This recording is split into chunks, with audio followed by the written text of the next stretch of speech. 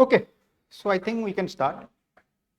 So in the last lecture, we started discussing about the form, which stands for first order reliability method, which is an improvement over mean value first order second moment method, right?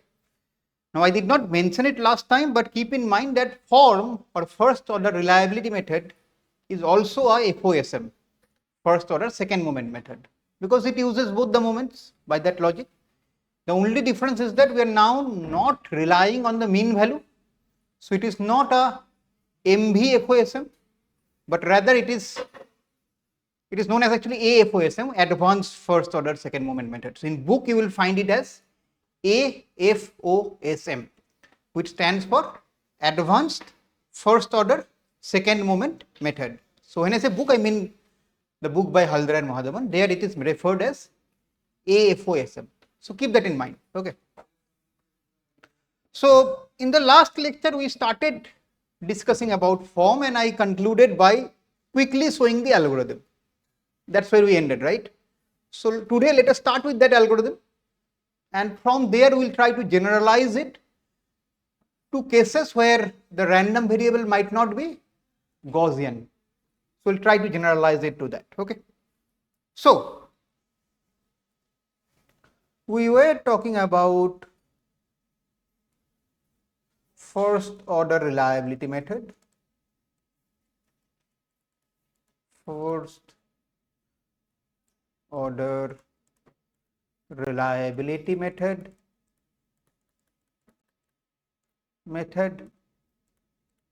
and here fundamentally we solve an optimization problem. That's what we solve. But in the algorithm, the optimization problem will not come, not be that obvious, but always keep in mind that the algorithm that we discussed last time, or that I am going to repeat today, essentially solves an optimization problem, right? Keep that in mind. So, okay. So, first order reliability method we are talking about, and last lecture we ended with the algorithm. So, let us go through that. Okay. So, in algorithm, the first step was initialize. Okay. So, initialize,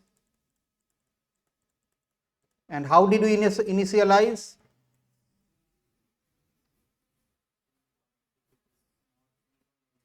If it is not known to us a priori, a good guess is the mean value. So, we set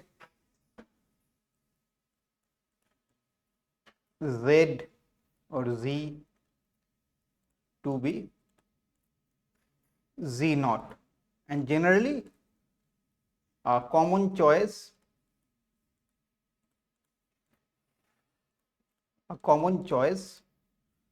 for Z naught is 0. Okay. Why 0? Because remember that I am using Z here, and Z means it is in the standard normal space, and in standard normal space we are aware that the mean will be 0, and that is why I am initializing it to 0. Now you may very well choose that, okay, I will not write the algorithm in terms of Z, I will write it in terms of X. So if I write it in terms of X, in that case I will initialize it to be the mean value, which is the mean of X, whatever is given to you, that will be known to you. So keep in mind, I can always write it in terms of set X to be equal to X naught, where X naught will be the mean of the input variables, input random variables, right? Clear? Okay. And then what is step 1? What is step 1? Taylor series will not appear in the algorithm, right? Taylor series we do to arrive at the algorithm, but in the algorithm the Taylor series will not be obvious. Alpha, but before that, just to be on the, so I will set Zk, and this is small k, is equal to Z naught. I'll just set the zk to be z0 just to be on the safer side, and then I will go to my step 2. And what was the step 2 from last lecture? It was alpha. But remember that for computing alpha you need gradient, so I can write step 2 as computing the gradient vector. So step 2 is compute gradient vector,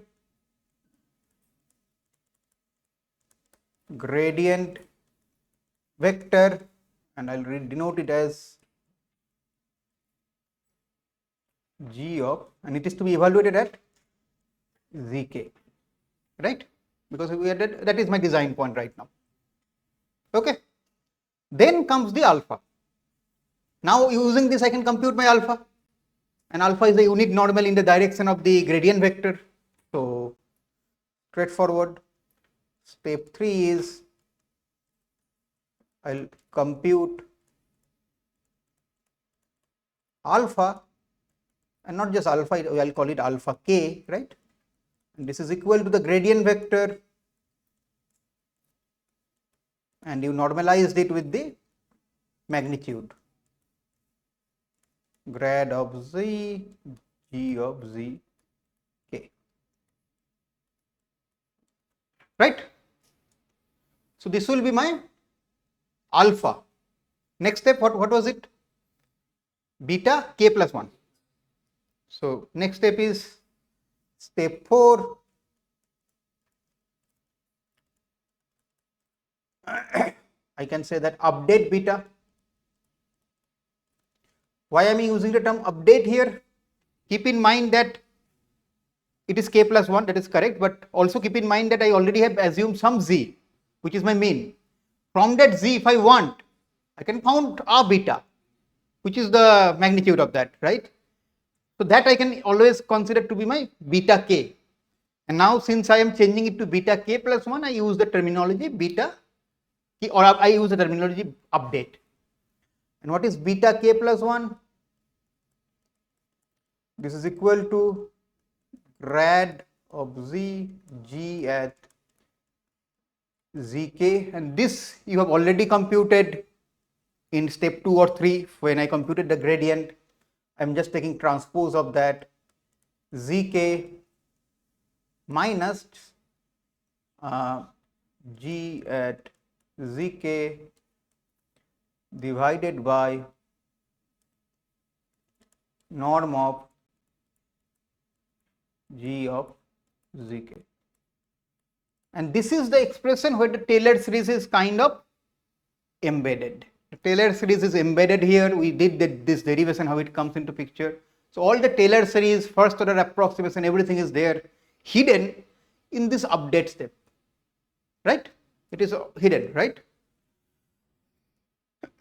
And now what is step 5? Step 5 is z k plus 1. You will update the design point. Update design point or design vector, whatever you want to call it. And how did you update it? Z k plus 1 is equal to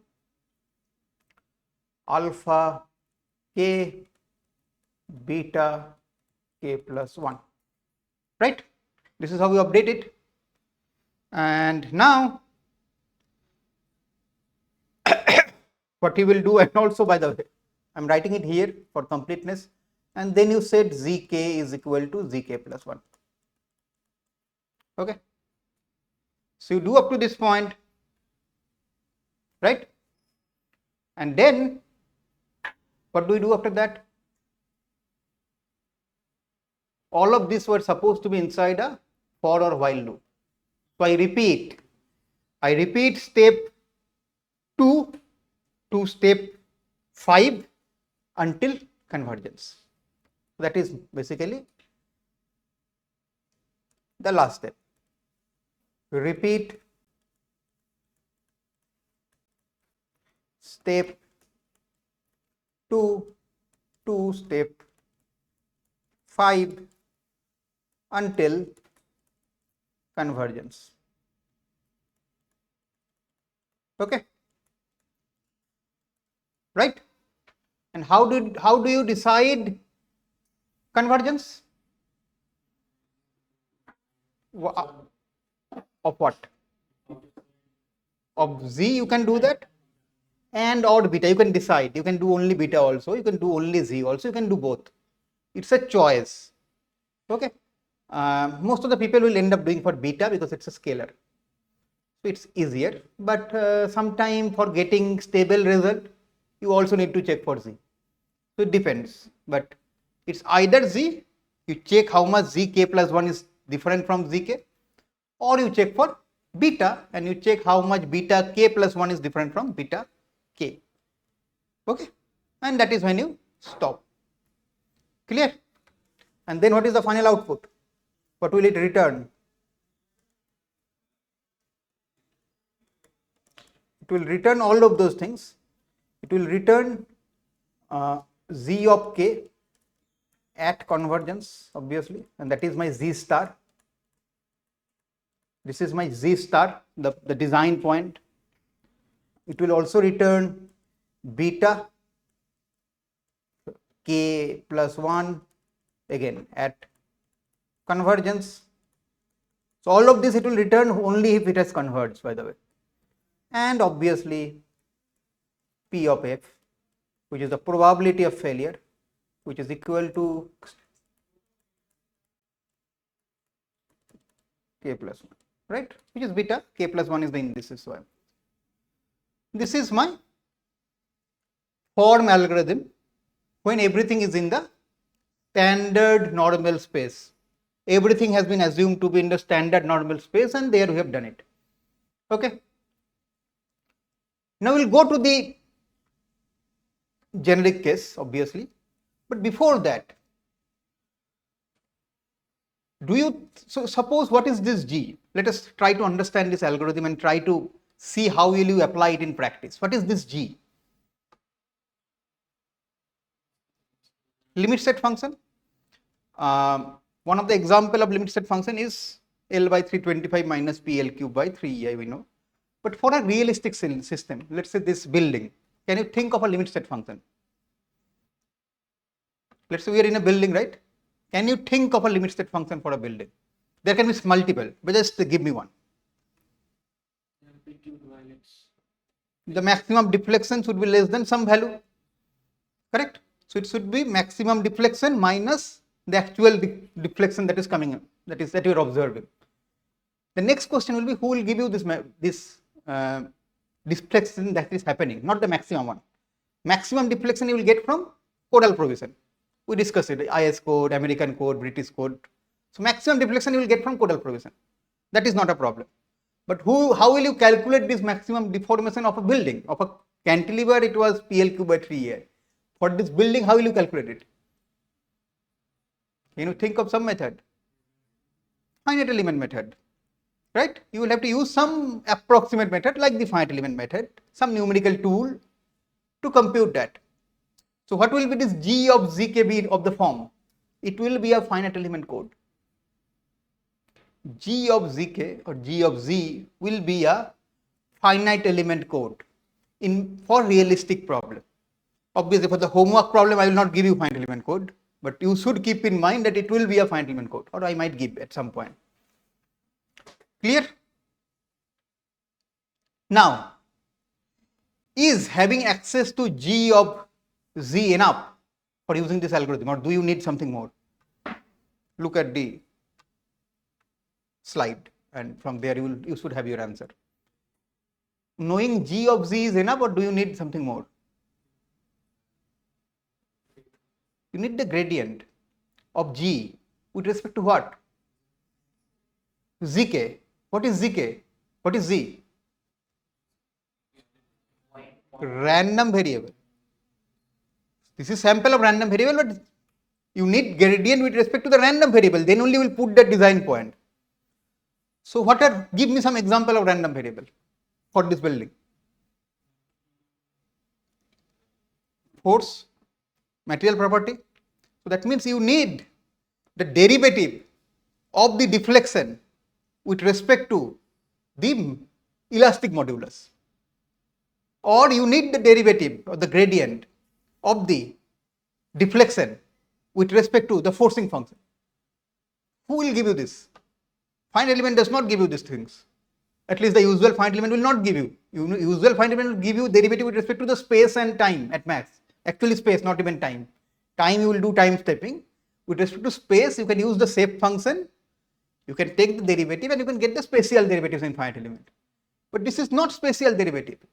This is derivative with respect to the input random variables, which you will generally not have. So if you have a finite element code, how will you compute that gradient? Any idea? Think of something very simple. First principle, finite difference. First principle is finite difference, by the way, for forward mode finite difference, but that gradient in many cases you have to compute using finite difference, right? Now suppose Z, what is the dimension of Z? Capital K. This small k is the iteration number, but capital K was the dimension of Z. So how many gradients you need? K gradients. How many finite difference points, how many evaluation of the function will you need? At least K plus 1. At a given point and then change each of them. At least K plus 1 you will need, assuming you are doing a first order approximation. If I do second order, I will need more. So how many evaluation do you need? You need K plus 1 evaluation of the limit state function, correct? Per iteration. I have 100 random variables. Per iteration, how many function evaluation? 101. My code runs for 50 iterations. How many total solve? 50 multiplied by 101. That's a big number. So it looks simple, but if you try to use it for real problem, you will realize that if you cannot compute the gradient, the number of function evaluation will become high. Now assume that the limit state function is not just a FEF solver, it's a fluid structure interaction problem. One simulation takes 1 day. 5,000 iterations. 5,000 days we are talking about. 365 days in a, so how many years? 10, 12 years we are talking about. Definitely you cannot solve it until and unless you parallelize. You parallelize it, you use GPUs, you use multiple CPUs, multiple nodes and all those things, and then you can make it somewhat realistic, and that realistic number will be few weeks, right? So you can imagine that the challenge in reliability, even for the simplest method, this is the simplest method by the way, is that the number of function evaluation you need is going to be quite high. And naturally, so full scale model you cannot do reliability in most cases. You cannot hope to do a reliability analysis if you have a fluid structure interaction problem, a DNS, direct numerical simulation, or let's say you're doing a molecular dynamics, a DFT and those kind of problems. It's not possible. It's just not possible. And so you have to think of alternatives, which we'll talk much later in the course. But keep it in mind. This perspective you should keep in mind that the algorithm might look simple, but for real scale problem, there are challenges that are going to come up. And challenges means computational challenges. Challenges means computing the gradient. I said finite difference. Finite difference has an error. If you want to reduce that error, you will do higher order finite difference. That means the number of function evaluation will go even higher. So it's always a trade-off that you have to deal with. Okay?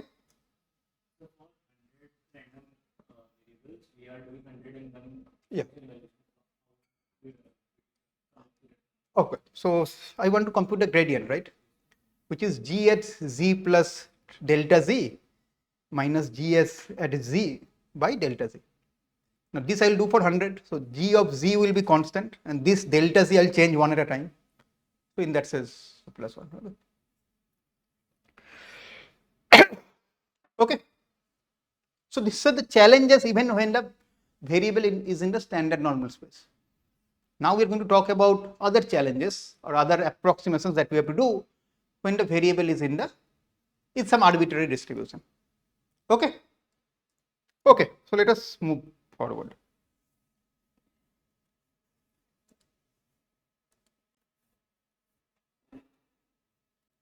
So by the way, I did not talk about the solution, but let me ask. So this function evaluation is getting quite high, right? Can you suggest some method? Think of some method that how do you think we are going to solve it? Not now, maybe after the minors, but how? What is the problem?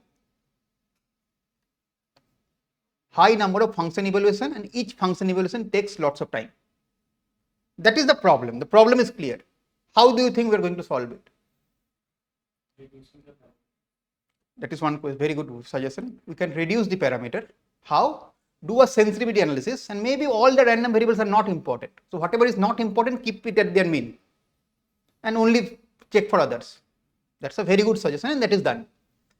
Anything else? One of the suggestion can be that, okay, if you cannot reduce the number of variable, take it to some other space, project it to the other space where the number of variable is less, which is like a POD kind of thing, which we'll talk later again. So either reduce order model or variable selection. Anything else you can think of? The problem, keep in mind, is the number of function evaluations. One of the easiest way that I was expecting you will answer is that this G of zk is the problem, right? You run that G of zk for 100 different samples and train a machine learning model. That machine learning model, go and substitute it here. Now with the machine learning model Z as input, you can now compute the gradients using directly chain rule or whatever, automatic differentiation.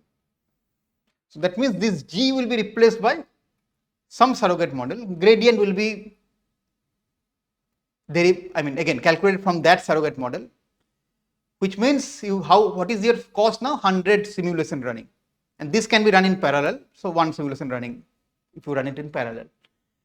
With the machine learning model, you have trained it. Now the trained model, if you have to evaluate, now it's fraction of seconds we are talking about. Now do 1 million iteration. Who is stopping you? Now everything is very fast. So this machine learning, use of machine learning, this is known as surrogate based approaches, because this reliability, the subject is much older than machine learning, although AI came in 1957, but it was not popularized, right? So people were doing it separately, and naturally this was called surrogate model. Surrogate model means surrogate baby, surrogate mother means replacement mother. So surrogate model means replacement model, which is simpler. Okay. And we'll talk about it, not now, after the minor, but since I brought it up, I thought that let me introduce that terminology. Okay. So how to generalize form for non-normal random variables. Non-normal random variables. Okay. So I'll talk about it. I will talk about the exact details after I discuss the algorithm. So for discussing the algorithm, I will be little vague. I'll use some mathematical notations, but how that notation is actually used in practice, at least for this algorithm, I'll discuss after that. Okay. So for this, let us set up the problem. So suppose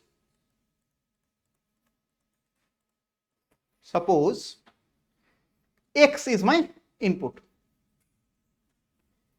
X is the input random variable. Okay. We assume that X is my input random variable, and we know that the algorithm that I just discussed is only applicable in the standard normal space, which means I will need a transformation that can transform this X into Z, right? So also assume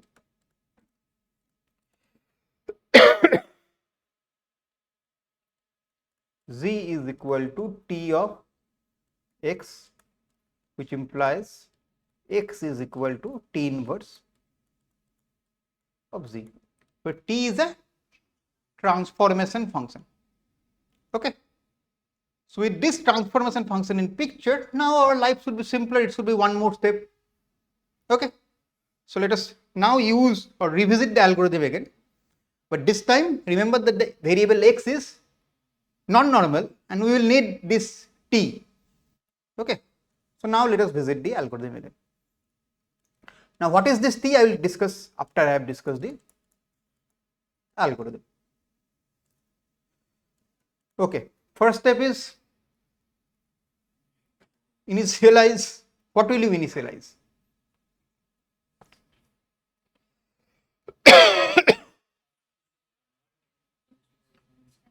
But if you convert, it will go to z, and for z the initialized value is 0.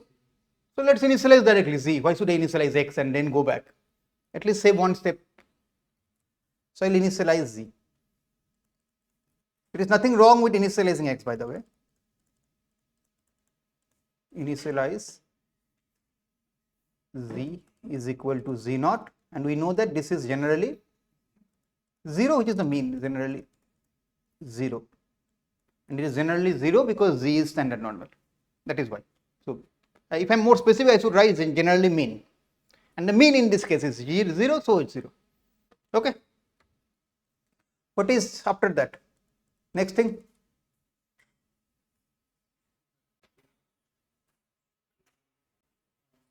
What was step 1? You have written zk is equal to z naught, zk is equal to z naught, right?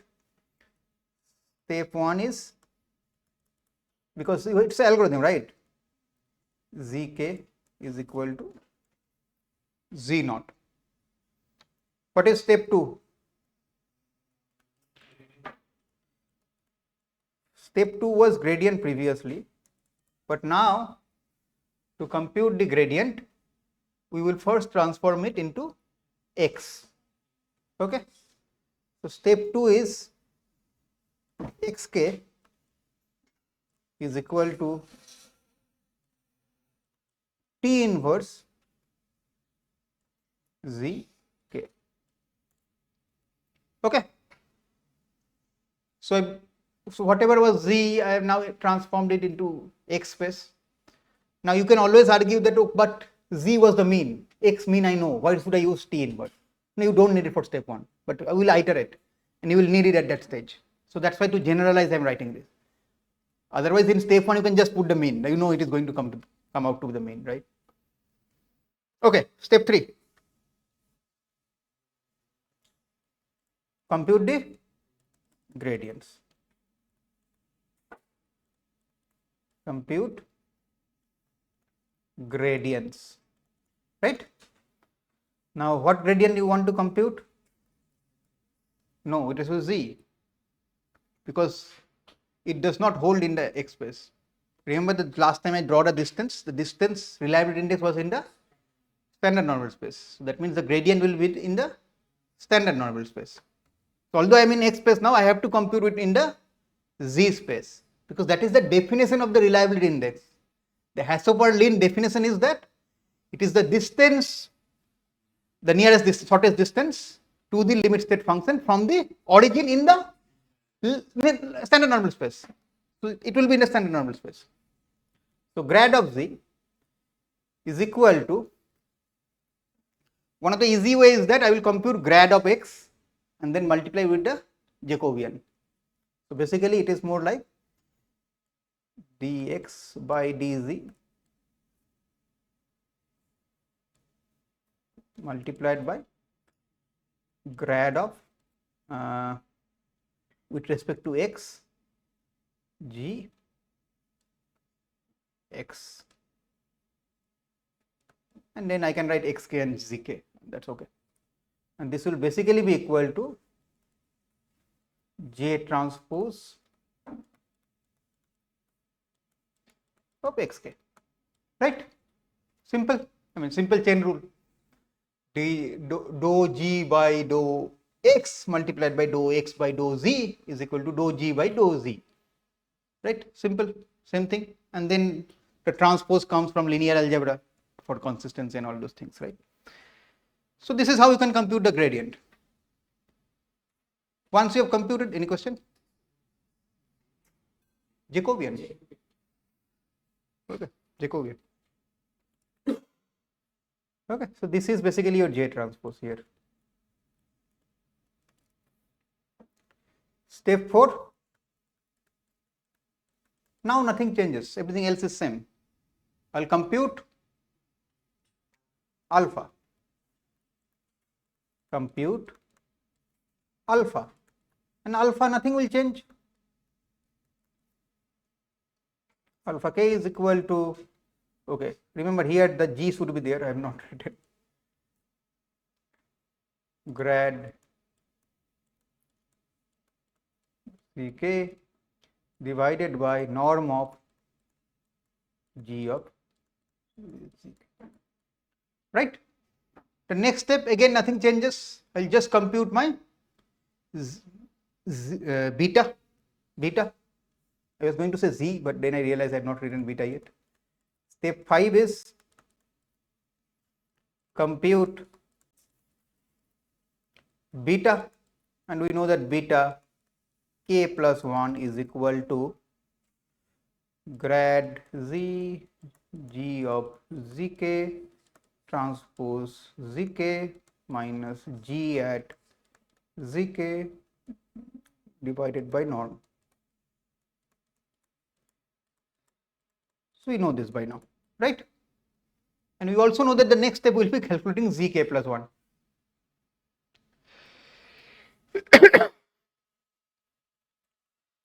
Step 6 is compute z k plus 1, which is equal to basically z k plus 1 is equal to beta k plus 1 multiplied by alpha k. Okay, and then you will transform z into x. It transforms z into x. You need not do that because that is already there in one of the steps. So you will just send it back to step 2. So repeat.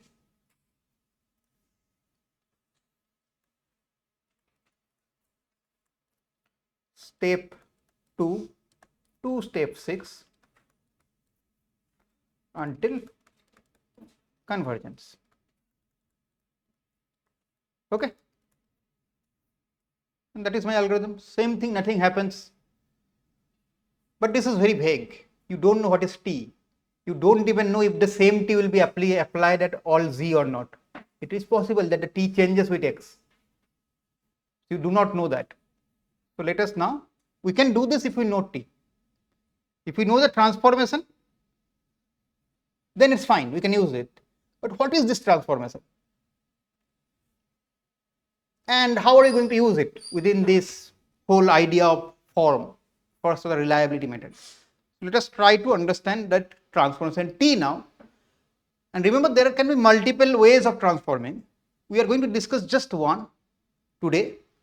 Others we will discuss as they appear later in the course. Today we will only discuss the transformation that is used for form, that is popularly used for form. Okay.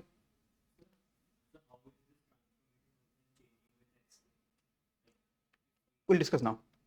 You are right that why can't we have a transformation that actually transform it into that space? But you will realize now that what is done in the form algorithm, it does not work like that. Okay, so or rather it is not used. Okay, the question is what is T? Okay, what is T or how to compute T, how does it look, and all those things question, right? So now, ideally, as he correctly mentioned, you should have a T that transforms the whole distribution into another distribution, but that might be expensive. And those transformations, to be very honest, were not there when this algorithm was proposed somewhere in 70s or 80s.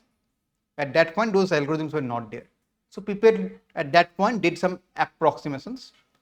And again, there can be n number of ways of doing approximation. Can you think of some ways of doing approximating it at a given point? One of the ways, you just calculate the mean and standard deviation and assume that the mean and standard deviation will be equal to the mean and standard deviation of the Gaussian. Fit the curve.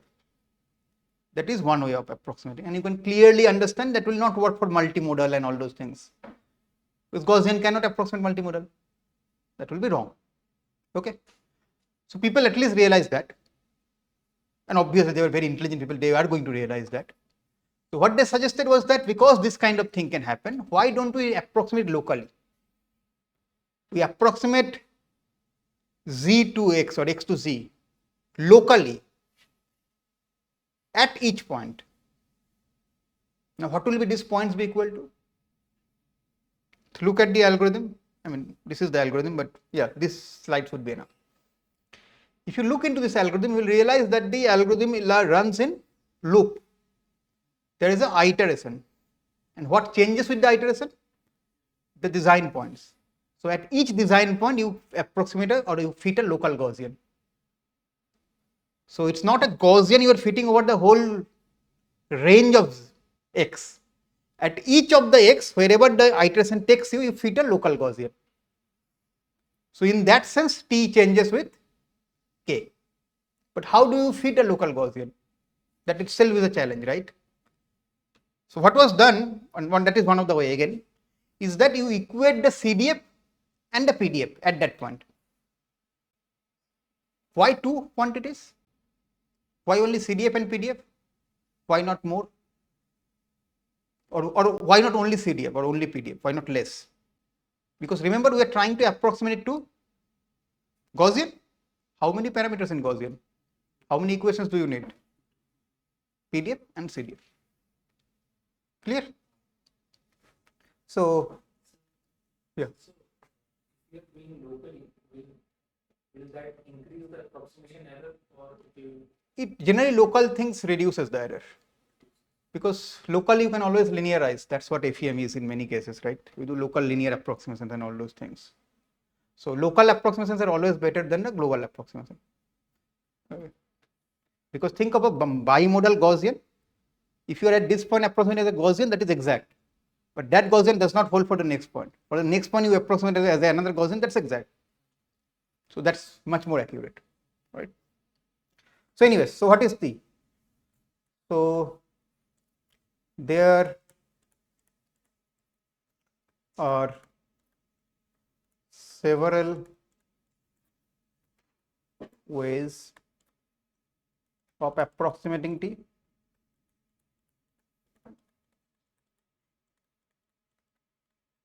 There are several ways of approximating T. One of the ways is, so or rather in form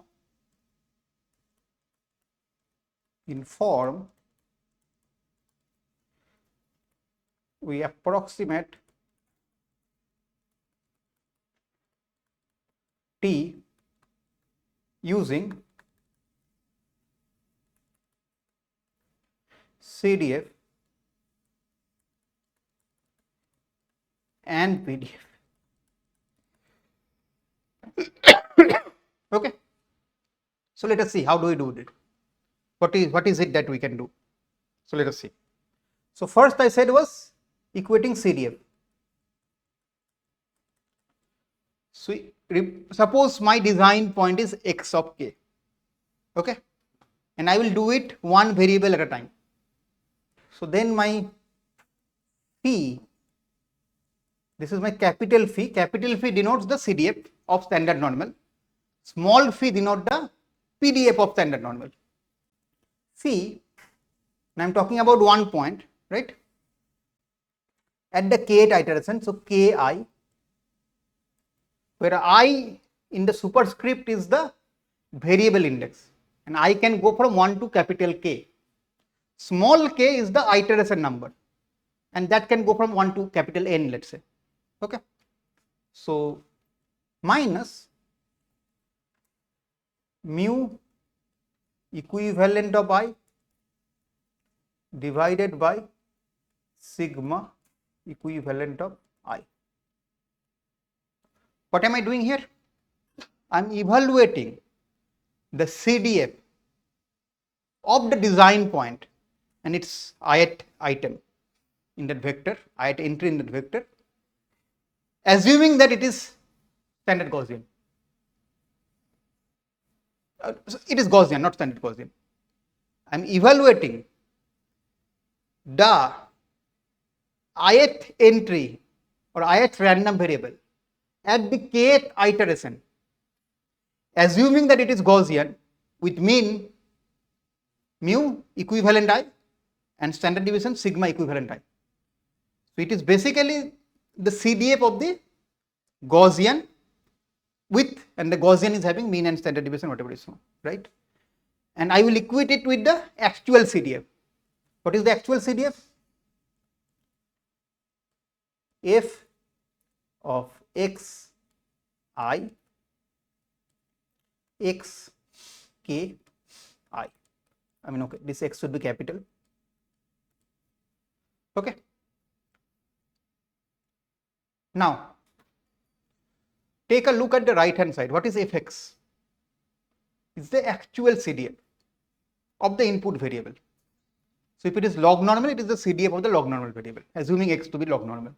If it is Rayleigh, it is CDF of Rayleigh. If it is uniform, CDF of uniform. Okay, the right hand side is that. And this we can always evaluate because I know the actual distribution of the random variable. One point to note is that there is no k on the CDF. Inside there is, but outside there is none. Because this is the absolute CDF. This is the known CDF. This CDF does not change with iteration. Whereas the left one, the CDF actually changes. It remains Gaussian CDF, but the mean and standard deviation will change. So I can very well, I should write equivalent, not just any equivalent, equivalent of the kth iteration. Because that will change from iteration to iteration. You need to update it again and again. Clear? And this you should equate. Okay, from here, let's call it equation 1.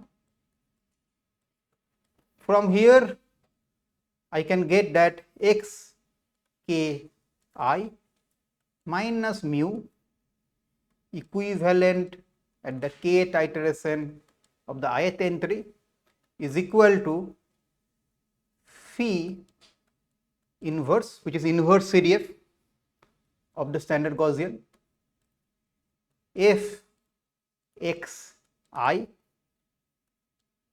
x k I multiplied by sigma equivalent k I, right?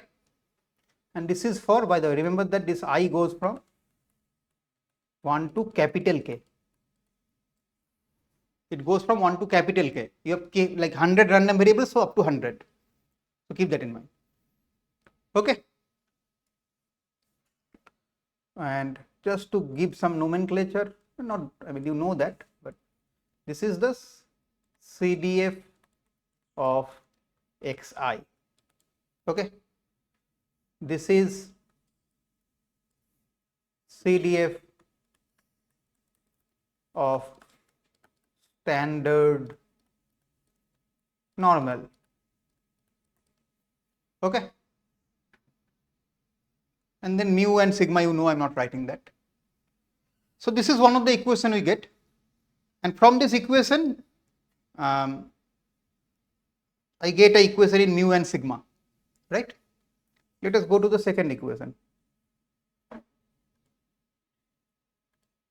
What is the second equation? I will equate PDF. Tell me what will be the left hand side. Right hand side I will tell you. Right hand side will be f x I x k I. What will be the left hand side? Differentiate with respect to x. What will I get? 1 by sigma will come outside. That is the point I wanted to highlight, because phi will become small phi, but because of that expression 1 by sigma will come outside. So 1 by sigma equivalent k8 iteration of I, phi of, this is small phi now because it is the PDF, xki minus mu equivalent comma ki divided by sigma equivalent comma k. Okay, this is what you get.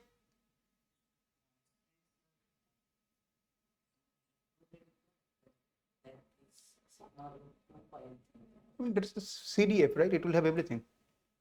CDF is means it's normalized. It has everything there. Okay. Okay. So now I'll do one more step. And why one more step? Because this phi is, I mean, keep in mind that I will not like to ideally deal with this phi, small phi, because inside that mu and sigma are sitting and it will become very difficult to evaluate those. So can you give me some way of eliminating that mu and sigma from inside? Can you give me some way of eliminating that mu and sigma from inside? I'll give you a clue. Use equation 1. From equation 1, what is the inside term will be equal to? P inverse fx and x I know. So I can always write it in that form. So from 1, as correctly pointed out, 1 by sigma I equivalent k, and this phi will remain phi, and inside I now have capital phi inverse and then fxi x k I, right?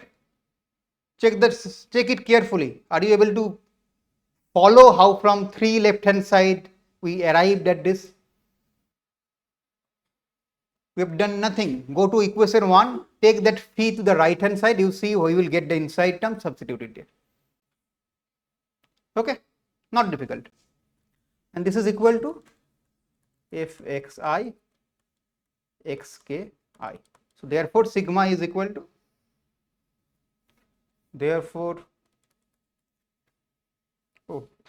sigma equivalent comma k I is equal to, so I'll take it to the right hand side and bring the f to the left hand side, so it will become phi of capital phi inverse of f xi xki divided by f xi xki, right? This will be my sigma. I'll go and substitute that sigma into equation 2, and if I substitute that sigma into equation 2, I can get my mu, right? So this substituting sigma into equation 2, we can find mu equivalent k I. Okay, clear?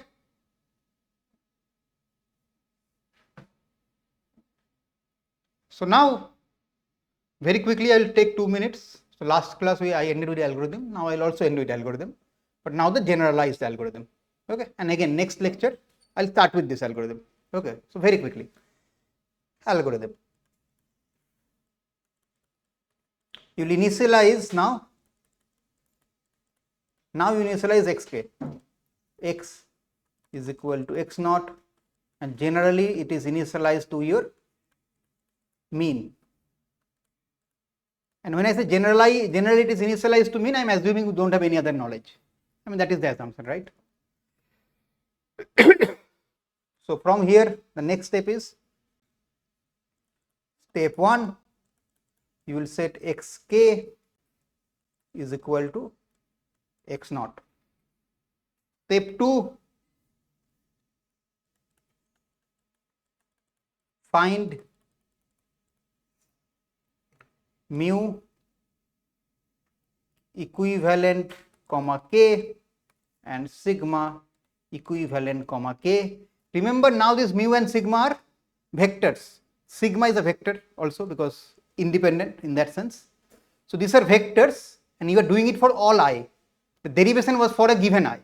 You have to repeat it for all i's and you can get this. Okay. Step 3 is you will find out z k I, which will be x k I minus mu equivalent k I divided by sigma equivalent k I. Okay. And now will anything change? We are done now. Now I will compute the gradient, I will compute my alpha, I will compute my beta, I will update my z. Based on the z, I will calculate my x, and then I will go to step 2. So let me write it down very quickly. I will not write the expression now, but step 4 is find grad of g k. Step 5 is find alpha k. Step 6 is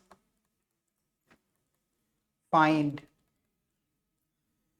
beta k plus 1. Step 7 is update, actually previous one should be update also. Update zk to z k plus 1. Okay. And then with this z, step 8 is new. Step 8 will be x k plus 1 I is equal to mu equivalent ki plus sigma equivalent ki multiplied by z k plus 1 I. Okay. So use the same, although the z has changed, we are going to use the same transformation. So there is a small error here, but the idea is slowly it will converge. So mu and sigma will stop changing. And once you have done this, then the last step is go to step 2. Is after this, go to step 2. And then you know, once it converges, you find out your beta, you find out your probability of failure, and you find out your design point. Okay. Clear? So I'll stop here. Homework 1 has been uploaded. We will have one more session today, not today, this week for discussing the term project. Okay.